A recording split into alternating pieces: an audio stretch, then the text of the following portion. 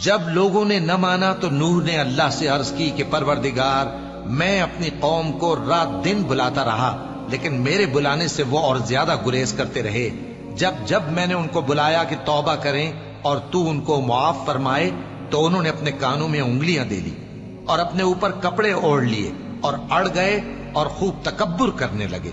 پھر میں ان کو بلند آواز سے بھی بلاتا رہا، پھر علانیہ بھی اور رازداری سے بھی سمجھاتا رہا۔ پھر میں نے کہا کہ اپنے پروردگار سے معافی مانگو کہ وہ بڑا معاف کرنے والا ہے۔